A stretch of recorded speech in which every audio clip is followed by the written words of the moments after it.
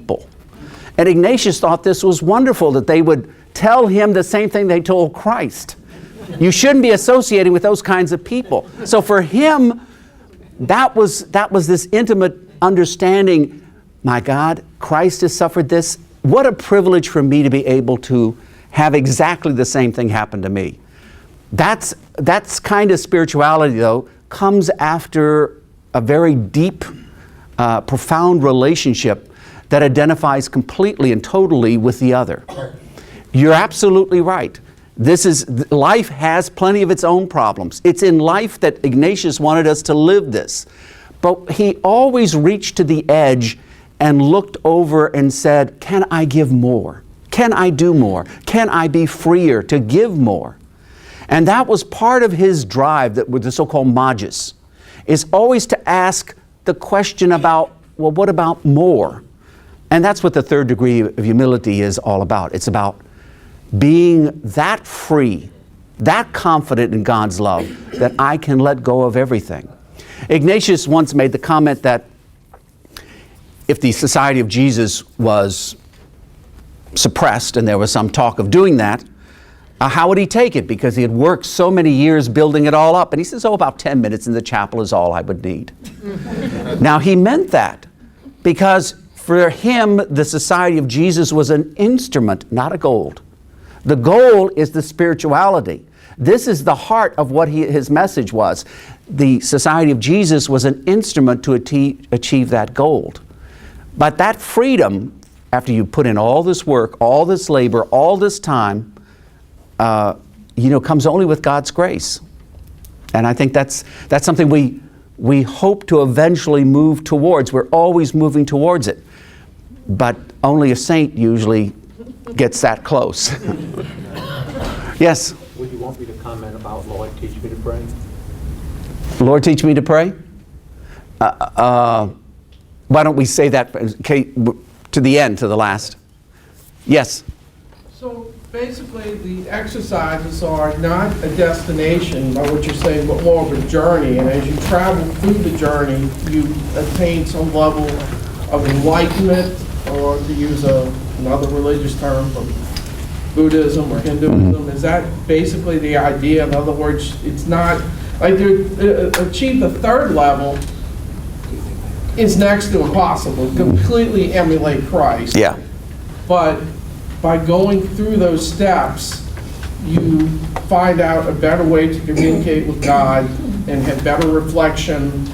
Is that basically the message? Basically, that's true. But for him, there had to be, there's these stages of understanding.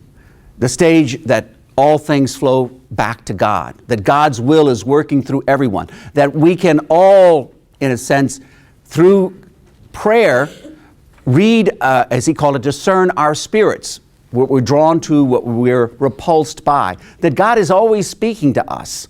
Those are the understandings that he had there, and he saw this unfolding in his own life. He called himself a pilgrim. He thought of himself as a pilgrim, always on a journey. Now, most would say, well, you got to Rome and then they stuck you there and you never got out. Well, that's true, but he never thought of himself as always stopping. He did these pilgrimages. He moved around a good deal. And once he did get to Rome, then it was, of course, he was stuck in the administration. But he always thought of himself as moving from one place to the other. And if it's not physically, it was spiritually. And that he did. He thought one of the biggest things to our lack of spiritual growth, the lack of our ability to respond to God's love, is the fact that we are unfree to choose because we have chosen the things of this world. We have been part of this history of sin by our disobedience. He tells the story, there's a book by Rodriguez. Rodriguez was a spiritual writer, one of the early Jesuits, who would listen and then write down these stories about Ignatius. And he was also a scribe for Ignatius. Ignatius would tell him certain things. Well, Ignatius tells the story that there was a brother in the house in Rome, a Jesuit brother. And Ignatius had the feeling there was something wrong with this situation. And he came to the conclusion that the man had committed a sin in his previous life, not as a brother, but had committed a sin, had entered, and for whatever reason, this plagued him to such an extent that he could make no real spiritual progress, that he was fearful. And fearful is not the way to make spiritual progress. So Ignatius went to him and confessed his own sins to the man until the man then felt comfortable enough to go to confession and commit his sins. Ignatius wasn't afraid of sin because he realized he had been forgiven despite his sins. So Ignatius understood the nature of sin. So he's not a saint that was, would you say, sheltered from the world. He was a sinner very much aware of the nature of the world. But he felt himself ultimately to be free of that. And he progressed, and he always saw himself as progressing, and God always being generous to him and leading him from one step to the other. Any other questions? Wally, would you like to make a comment about this group?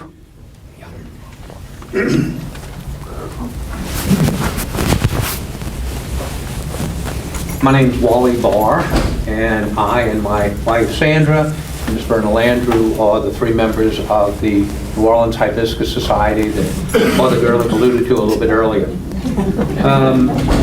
I had learned about the Ignatian program and got involved with a program called Lord Teach Me to Pray. And unfortunately, I am in the same position that Father Gerlich found himself in when he took it the first two times. They very much stress the fact that they want you to put yourself in the situation of the reading that you are focusing on that particular day. And the way the program works is the first session, there are 3 sessions, but the first session consists of 12 weeks, one meeting a week. We meet on a Wednesday, and we meet at St. Clement of Rome in the administration building. And Father Marty, who is a Dominican at St. Dominic's on Harrison Avenue, is our facilitator. And there are 5 readings that they give you each week, and 6 readings, and the 7th reading is going to be the gospel of that Sunday. And so you read these very short readings. It's normally no more than, in some cases, as small as 1 verse in a chapter. Other times it'll be as many as maybe a dozen verses. And they want you to put yourself in a situation where you are in that scenario. So whatever that verse is about, they want you to see it, touch it, feel it, smell it. They want you to feel like you are part of it, and that Christ is out there speaking, or Simon is speaking, or Peter, or whoever is speaking, you are listening to them and you are feeling it. The problem is that I'm into my 9th week, and I'm in the same process as he is. I approach each of the readings on an intellectual level.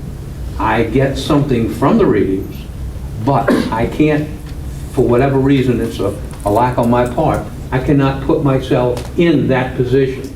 So I come back each week feeling frustrated. And I don't know that I'm going to have an opportunity to go with Father Gerlich on one of his trips and actually see the places where Ignatius lived and get that warmer, fuzzier feeling or not. But I feel frustrated now that I'm 9 weeks into a program and I'm still scratching my head saying I can't accomplish that. And I'm not the kind of person that takes rejection real well. So I'm not pleased with myself right now. But I'm still working on it. I got 3 weeks to catch up, and hopefully at the end of the 12th week, I will progress into the 2nd section, and then there is a 3rd section behind that. And a lady by the name of Carol Weiler, who is a local, had put this together, and it's actually seeing a lot of success. So what Father Gerlich is telling you about today is accurate. Like I said, this is my 9th week. He's saying the same things that they told me in the session. I just feel that I'm not getting it. And that's not their fault, that's my fault. But if you are interested, you could probably contact Father Marty over at St. Dominic's, and he could probably tell you there are men's sessions and ladies' sessions, so they're separate. But it's an entirely different process than anything that I had ever experienced in my whole Catholic life. So it's a totally different way of approaching prayer and your association with Jesus Christ. Okay, I want one last comment. One last comment. In the exercises, in the second week, but also through the entire exercises, Ignatius never sees you doing this apart from the grace of God. You have to understand it's constantly the dialogue between the grace of God, the invitation that is there, that Ignatius understood that was there, and pulls the individual to look at themselves so that they then have the freedom to understand that the invitation is actually meant for them personally, not just for anybody, but for them personally, because the love of God is always personal.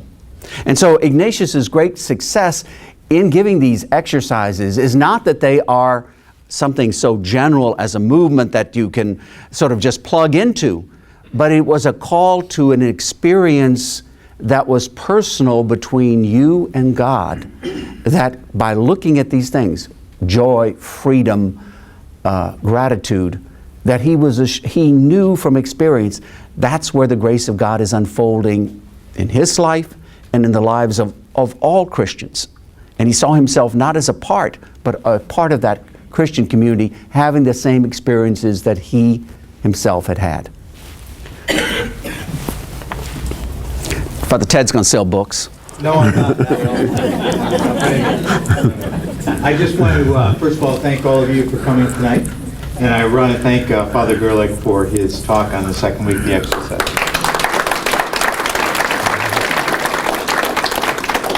I do want to say that the exercises are 4 weeks.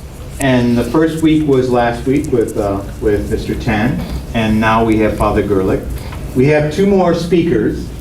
The third week is the Passion. The fourth week is the Glory and the Resurrection.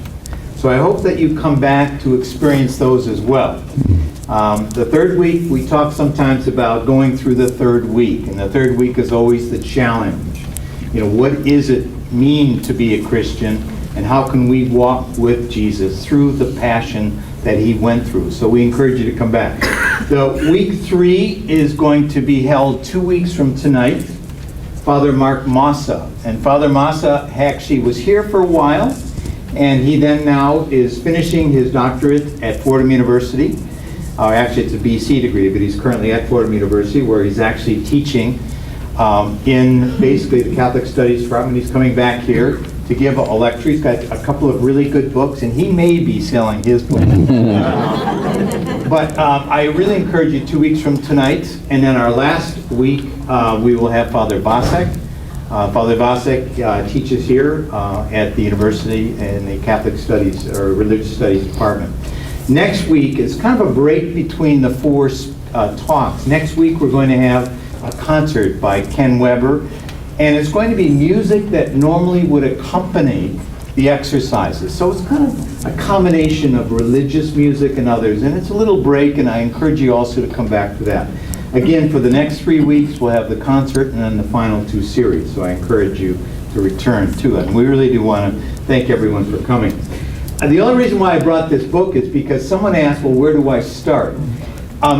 Jerry Fagan, and may he his soul rest in peace, in many ways was the great spiritual guru of Ignatian spirituality. I think his best book is Putting on the Heart of Christ, and it says how the spiritual exercises invite us to a virtuous life. This is really an excellent book for anyone who really would like an introduction to some of the virtues that will come out of the exercises. And we're not selling them, but I'm just giving you, showing you the books in case you wanted to write it down at some point. It's Putting on the Heart of Christ by Father Jerry Fagan, F-A-G-I-N. And we'll have it right here in case you wanted to write down. But I encourage you, if you wanted to look at something and really kind of see a book that really in some ways talks about what is the spirituality. And I also want to thank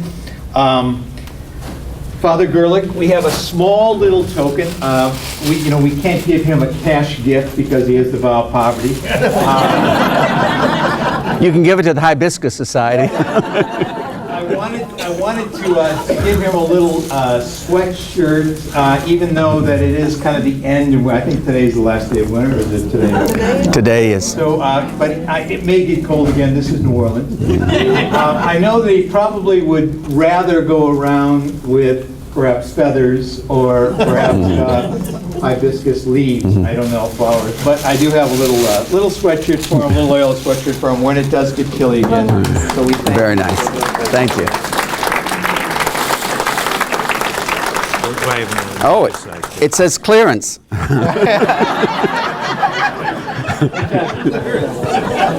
fact, we left the tag on in case that might be buy something else.